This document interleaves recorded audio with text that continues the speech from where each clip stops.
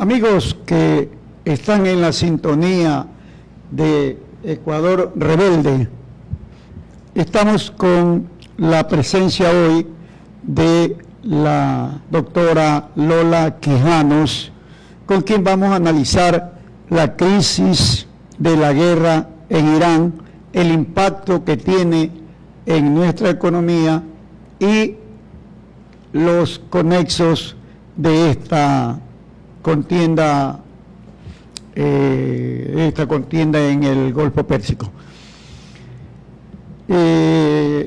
Doctora, buen día, gracias por aceptar nuestra invitación, bienvenida a nuestro programa. ¿Cuál es la incidencia que tiene la guerra en Irán en nuestra economía, en la política mundial?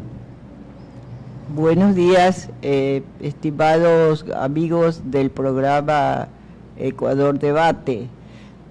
Creo que el día de hoy nos combina a los ecuatorianos y a los ciudadanos del mundo a tener una visión de lo que ocurre en la realidad mundial y de cómo afecta a nuestro país. Quiero destacar que, en primer lugar, que las guerras no son nada bueno para la humanidad.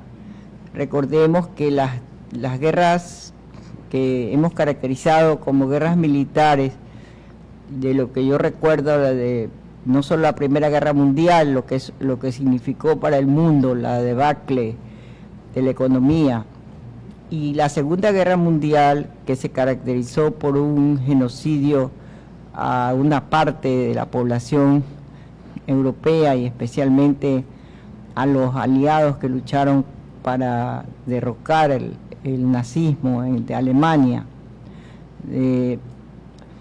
Estos fenómenos mundiales también han hecho que la humanidad desate a raíz de todos estos conflictos, organismos que intentan o han intentado resolver los conflictos por la vía jurídica, litigio, aunque obviamente esos conflictos, cuando ha existido mayoría en esos organismos, llámese Naciones Unidas, llámese OTAN, lo que han hecho a veces es, por lado de lo jurídico, también disminuir la soberanía o la lucha de los pueblos. Pero sin embargo el derecho internacional es un instrumento que busca justamente el diálogo a través de negociaciones como las que vivió la humanidad hasta el inicio de esta década, que se caracteriza por otro momento que estamos viviendo y que no da cuenta de lo que acabo de señalar. Simplemente en los imperios, en este caso el imperio norteamericano, a través de su liderazgo actual que presenta de Daniel Trump, quiere y ha pretendido y pretende resolver los conflictos ya no solo por la negociación o la imposición, sino como lo que en términos generales hemos podido constatar de lo que ocurre en Medio Oriente, de qué manera ha ido resolviendo aparentemente los conflictos, destronando, asesinando líderes, a presidentes, y lo más cercano a nosotros, América Latina, lo que ha pasado con la hermana República de Venezuela, con su presidente, el presidente Maduro. Entonces, en ese contexto, nosotros nos preguntamos, ¿por qué está ocurriendo eso? Es evidente que todo imperio tiene contradicciones, y el imperio norteamericano, a pesar de que durante años y décadas ejerció un dominio total en la economía y desde lo económico en la política, desde lo económico en la imposición ideológica, por eso es que el famoso sueño americano, que atraía o atrae a miles de ciudadanos de países del mundo hacia la metrópoli para poder mejorar sus condiciones de vida, también se demuestra en la realidad actual que ya no está en el sueño americano. También se observa en esa nación que es la rectora supuestamente del confort de vida capitalista, que existen contradicciones también, y una de las contradicciones mayores es el hecho de que la economía norteamericana, producto del manejo, del mal manejo, y producto incluso de las contradicciones de clase de esa sociedad, ya no es la economía boyante o la economía que imponía. El mundo empezó a desarrollar las potencias, sociedades que fueron marginadas por el imperio o fueron manipuladas, tienen una postura de defensa de su soberanía y defensa de su economía. Por eso es que en la década pasada se empieza a gestar los BRICS como mecanismos de aglutinar sectores o naciones para poder de alguna manera desequilibrar este manejo hegemónico norteamericano. Pero volviendo al tema que usted me presenta, ¿por qué surge esta guerra? Bueno, esta guerra es un desenlace de conflictos anteriores. Hablaba hace un momento de los problemas del Medio Oriente y de qué manera Estados Unidos ha buscado resolver qué es lo que le interesa de estos países. No le interesa tanto lo que la población sufra, si existe un manejo tal vez equivocado o excesivo en la parte religiosa.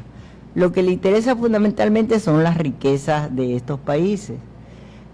Y esas riquezas se traducen en este momento, pues que sigue siendo el petróleo el eje del conflicto. Recordemos que los mayores, en las últimas décadas, los mayores conflictos han sido por quién maneja y quién controla la producción petrolera, la comercialización. Porque alguien decía, el día de hoy vi un documental sobre los llamados petrodólares, o sea, de qué manera no solamente es el líquido, sino a partir de esa explotación, de esa comercialización, de qué manera la economía norteamericana se ha venido sosteniendo a partir de esa dinámica de lo que significa el manejo del petróleo en todas las áreas de la economía. No solamente hablaba hace un momento del producto, sino de los derivados. Y entonces hablaría de que la tecnología, la ropa que usamos, lo que incluso ahora estamos alimentándonos, tiene que ver con los llamados petrodólares. Y entonces la manera como ha resuelto o pretende resolverse el conflicto desde Estados Unidos es la imposición, y algo inusual es el hecho de que, en vista de que no tiene cabida sus imposiciones, la fuerza y el querer ejercer desde esa posición hegemónica el control de la población del liderazgo político, porque es lo que vivimos en Venezuela y ahora lo dirán, e incluso lo de Cuba, que nos merece también un análisis de observar que en vista de que no ha logrado detener o disminuir ese fortalecimiento del Estado cubano con otra visión de manejo de la economía, lo que hace es coartarlo y ahora busca la manera pretenciosa de asesinarlo vía el impedir que Cuba reciba petróleo o que comercie con otros países. Es el llamado bloqueo. Alguien no entiende lo que es el bloqueo. El bloqueo no solo ha significado el problema económico, sino que ha significado el hacer de una nación como algo perverso para la humanidad, mientras que Estados Unidos ejerce una ideología de coerción y de atemorizamiento.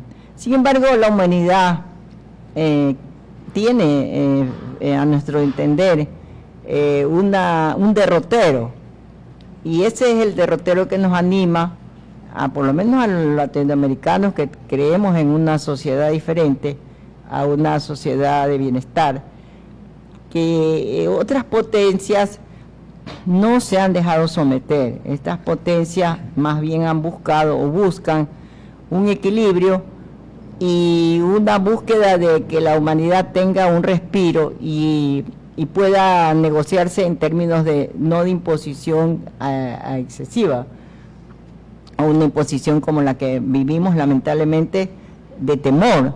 Recuerden las redadas que está haciendo el propio presidente Trump en su propio país, el rechazo que tiene en la sociedad norteamericana, las marchas increíbles en estados que antes eran caracterizados como estados tradicionales del control de la función política que él tenía.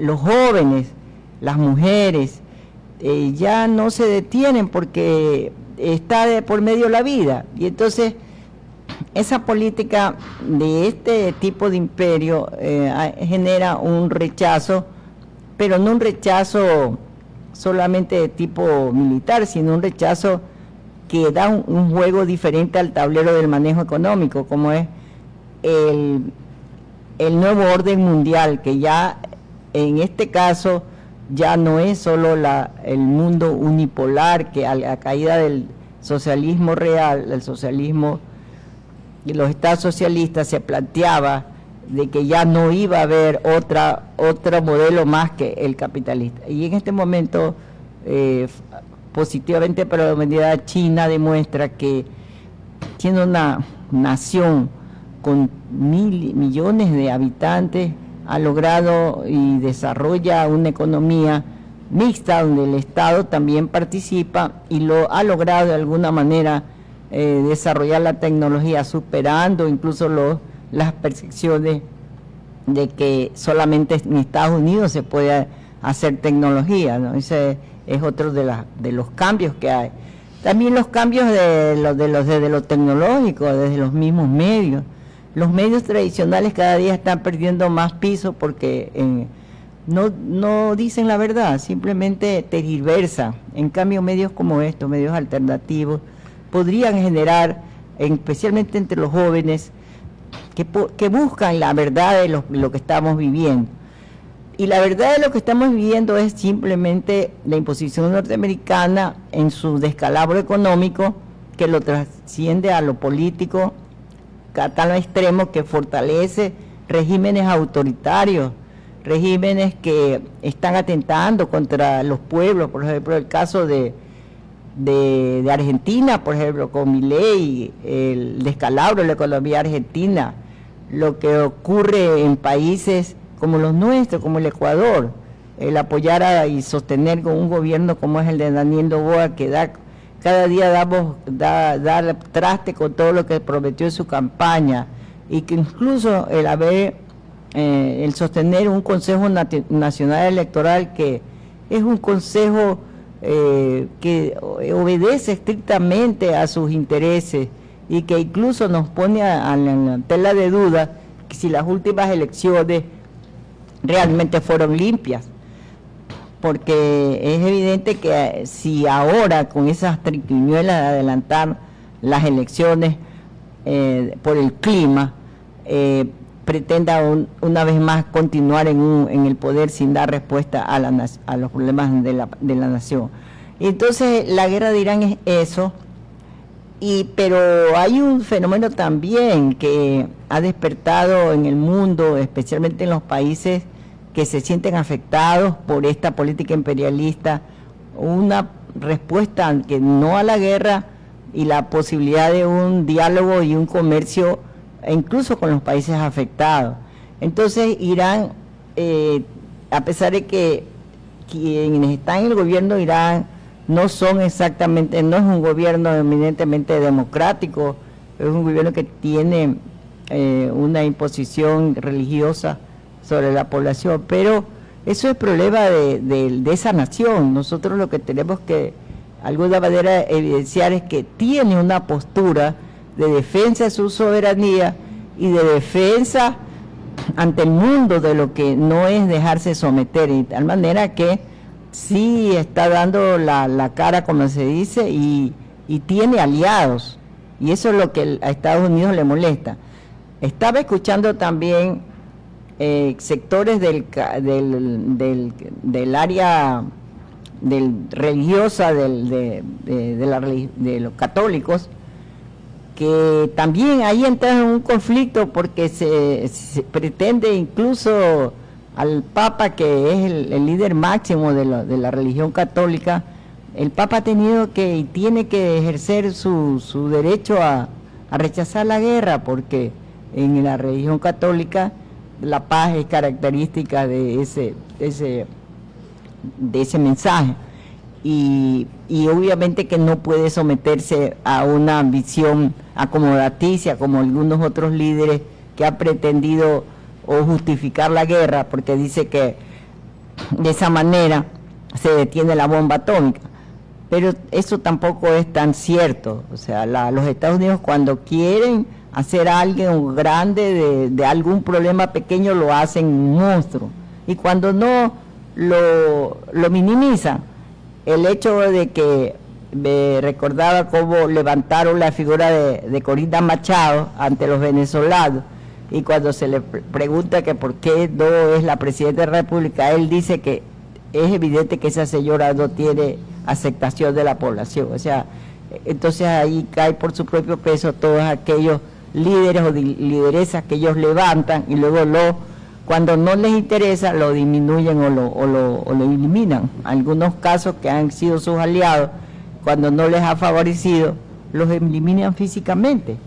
Entonces, la respuesta de Irán es una respuesta contundente, así como la respuesta de países como España. El líder español expresó su rechazo a la guerra, y ha traído como consecuencia que al interior de la OTAN también existan posiciones que ya no son las hegemónicas norteamericanas, y eso también le molesta pues a Donald Trump y a su séquito, ¿no?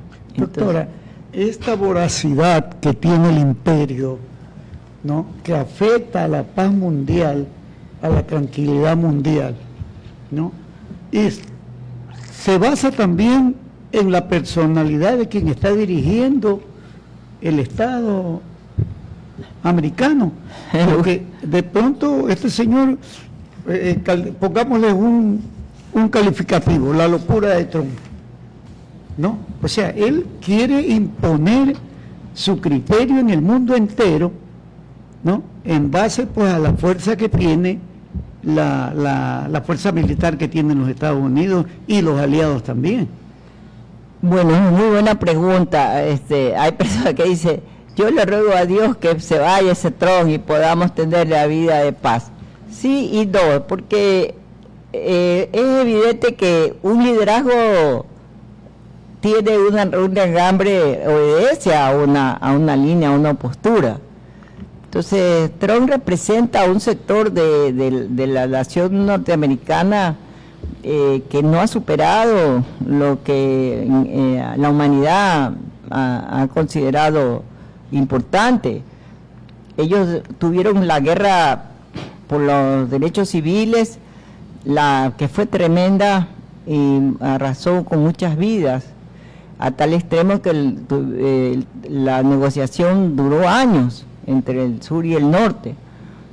Sin embargo, aún quedan rezagos de todo eso, y Trump expresa esos rezagos de esa sociedad, de quererse casi enviados por la providencia para dominar la humanidad.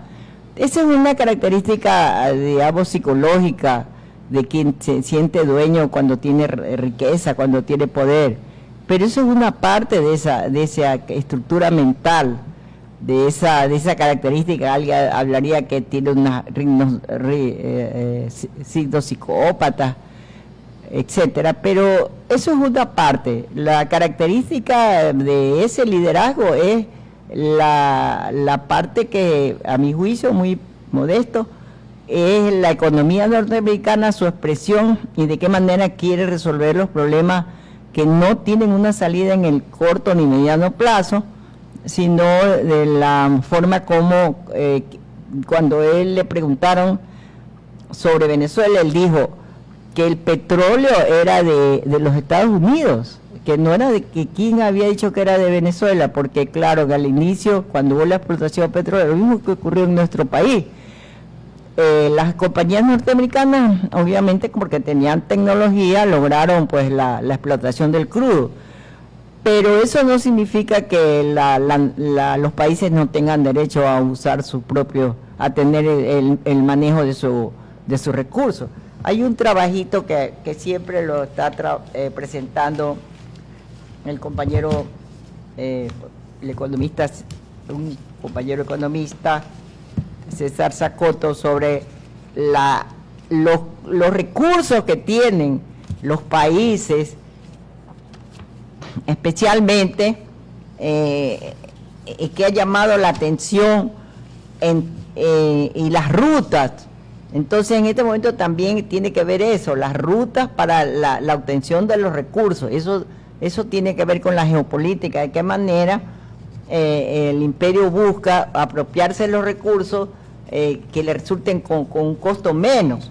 Entonces, en este trabajo del compañero, ahí se evidencian las rutas, los recursos y de qué manera históricamente han venido sosteniendo, especialmente Estados Unidos, de que esos recursos son de ellos. Por eso es que se meten en los países, cambian gobiernos, manipulan.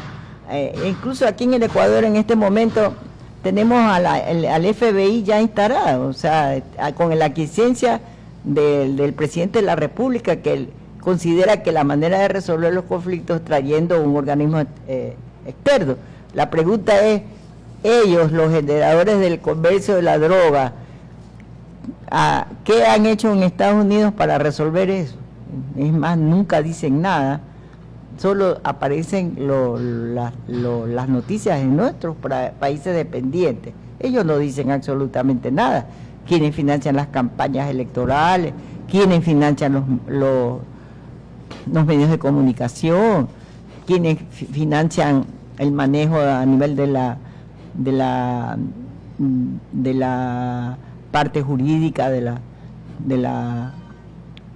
todo el proceso jurídico de estos países, especialmente Estados Unidos. Entonces, no es tan así, o sea, la personalidad sí es un factor, pero también tiene que ver, es un raigambre desde lo económico y desde lo social, a qué obedece. Especialmente en Estados Unidos, ser presidente, alguien decía, es el modelo que tienen, pero ese modelo les ha funcionado, les ha funcionado para acaparar, pero en este momento la gobernabilidad es bien compleja en ese país, a tal extremo que la sociedad se siente amenazada. Es más, el temor especialmente entre los latinos, los migrantes, es un día a día, ya no es un paraíso para vender la fuerza de trabajo exclusivamente, no es un paraíso. Ellos necesitan de la mano de obra nuestra, ¿no? Y sin embargo hay la represión. Lo mismo ocurre en la cuestión económica, ¿no? Ellos siempre manejan la economía a su criterio. Eso es bien cierto. Mire, hablando de economía, y porque nos acercamos dentro de 2 semanas, tenemos a pesar de que el gobierno ha decretado que es feriado, estoy casi convencida que los trabajadores van a salir a la marcha del 1 de mayo. Es una cuestión insostenible, han subido las tarifas de luz, de agua, las telefonías, en cuanto a la población en general, y los trabajadores también sufren pues el embate de un gobierno que no respeta sus derechos. Y entonces aquí vemos el análisis de cómo la guerra afecta a la economía de los países como los nuestros. No es que no tenemos nada que ver, porque si en este momento ha encarecido el diésel, por ejemplo. ¿Y por qué ha encarecido el diésel? Porque la economía mundial, como decíamos al inicio, está basada justamente en el comercio, en el petróleo, y al tener dificultades del traslado del combustible, obviamente que encarece. Al encarecer el diésel y todos esos derivados, encarece la vida también en la población. No es tan cierto, incluso productos, medicina, los aranceles de todos esos productos van a subir, y de hecho el propio gobierno ya los está aplicando. Entonces, las familias se enojan y se pelean entre ellos, discuten, pero siempre yo planteo que esto tiene que ver con las recetas fondomonetaristas que obedecen a los intereses norteamericanos.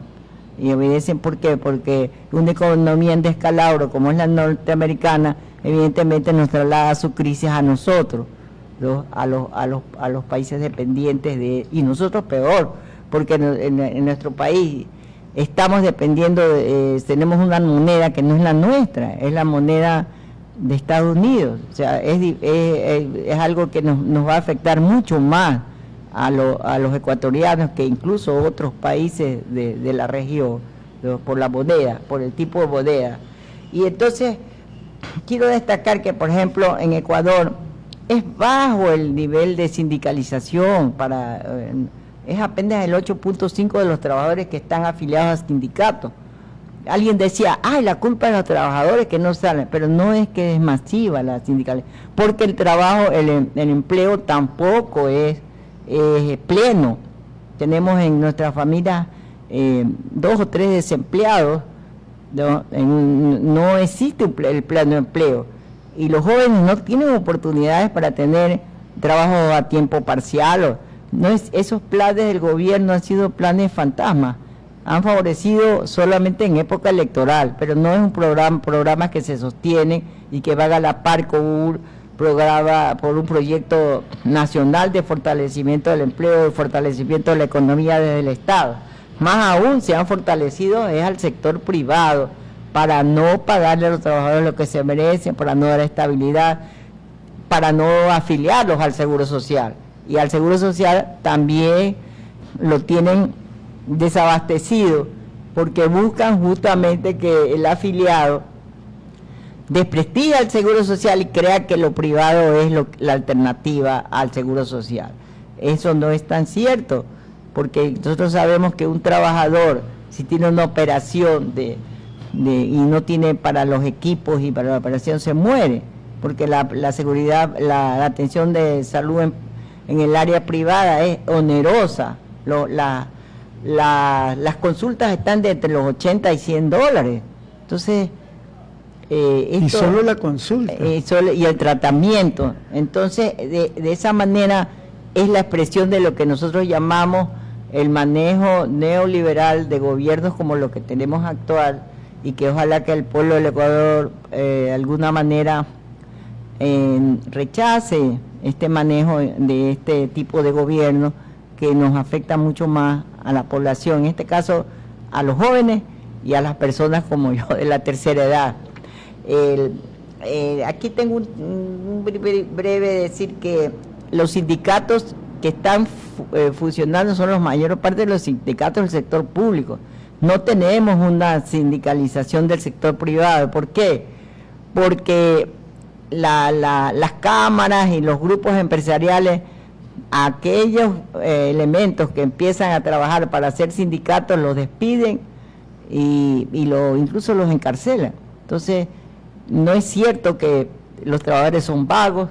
La mayor parte de trabajadores se esfuerza por llevar un pan a su familia, a su mesa, y especialmente los jóvenes. Existen jóvenes que son ya bachilleres o que son profesionales, pero que como no tienen empleo han tenido que ir a trabajar en el área privada o en emprendimiento, pero esa no es la solución al problema del país. Nosotros vivimos 10 años de una década interesante, de una propuesta de un modelo equitativo de distribución de riqueza, como fue el de Revolución Ciudadana, liderado por el economista Rafael Correa. Creemos que ese modelo, que tenía tal vez algunas debilidades, pero que finalmente lo que generó fue un periodo de bienestar en la población en general. Mejoraron las estructuras organizativas del Estado, mejoró la política pública, mejoró la seguridad. Entonces hacia allá es que debemos de mirar y trabajar más con aquellos actores que van a ser los determinantes en el proceso futuro del proceso electoral, que son los jóvenes. Hacia ellos creo que debemos de ejercer una visión de participación, que es lo que determina el futuro de la humanidad. Los jóvenes son los que van a enrumbar el destino de la nación ecuatoriana y del país. Que no ocurra lo que pasó en Argentina, que Milei confundió a los jóvenes porque apareció Titoquero con su melena diciendo palabras gruesas, y de una manera olímpica los jóvenes sucumbieron a ese mensaje y ahora están sufriendo lo que es un gobierno tan lesivo a los intereses de la nación argentina y entregado totalmente a los designios del Fondo Monetario Internacional y de la política guerrerista de Trump, así como Daniel Noboa, un joven también que aparece en escena como que no tenía que deberle nada, pero que finalmente su manejo económico ha sido favorecer al grupo económico al que él se debe. Entonces no le interesa lo que pasa en el país, por lo menos en estos tiempos. Bueno, mi querida doctora Lolita, hemos llegado al final de la entrevista. Muchas gracias por esta exposición tan inteligentísima del análisis de la guerra en Irán, de todos los puntos conexos y también pues parte de la política ecuatoriana. Esperemos pues que este análisis que usted hizo, encaminado a despertar, ¿no?, el interés de las personas que han escuchado esta entrevista, y ojalá pues las cosas mejoren para bien, porque estamos terriblemente mal, ¿no? Entonces, sus últimas palabras, mi querida doctora. Bueno, mis últimas palabras es agradecer a usted por sus palabras benevolentes. Lo que intentamos es de alguna manera tener una propuesta que permita justamente lo que usted dice, superar esta situación que vivimos angustiosamente los ecuatorianos, los ciudadanos de a pie, los que usamos la metrovía, los que vamos al mercado. Tenemos derecho a una vida diferente, ¿por qué no? Y en esa lucha, rechazar todo intento de destruir la vida, como es lo que pasa en Palestina con los niños, en Gaza, y aquí en nuestro país también, las desapariciones de niños, de jóvenes, las muertes que a diario ocurren, no nos debe de mostrar insensibilidad. Debemos de estar siempre sensibles y de ejercer de alguna manera el derecho a la réplica ante estos acontecimientos, participar en lo que podamos en las estructuras organizativas que tiene el pueblo, y también hago un llamado a estructurar los comités por la paz, por la soberanía, la defensa de Cuba y Venezuela, y el 1 de mayo, que espero que asistamos los que creemos en un ejercicio de poder desde las bases, o sea, desde la movilización, para enfrentar este tipo de arremetidas de gobiernos como el que tenemos. Gracias, compañero. Bueno, agradeciendo al Magister Richard Sellán Bajaña, presidente de la Unión Nacional de Periodistas Núcleo del Guayas, quien nos permite gentilmente llegar hasta sus receptores. Les agradecemos su gentil sintonía y les esperamos en una nueva oportunidad. También pues haciendo hincapié en que el día 1 de mayo salgamos todos los trabajadores y el pueblo en general a recordar este hecho que representa la voluntad de los trabajadores de mejorar nuestros sistemas. Gracias. Gracias.